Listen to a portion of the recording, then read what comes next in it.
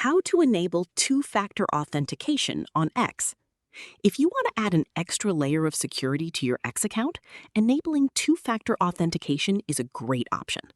In this tutorial, I'll show you how to enable two-factor authentication on X step by step. First, open the X app and tap on your profile picture in the top left corner. Next, select Settings and Privacy, then tap Security and Account Access.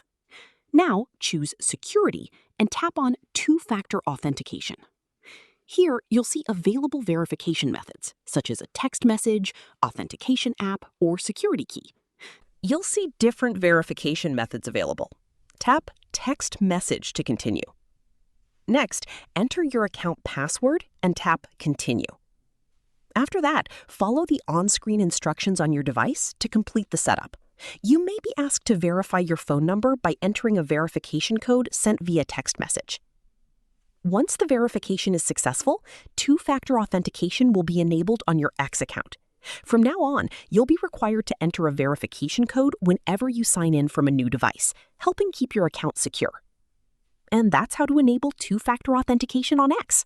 If you found this tutorial helpful, don't forget to like the video and subscribe for more X tips, security guides, and social media tutorials.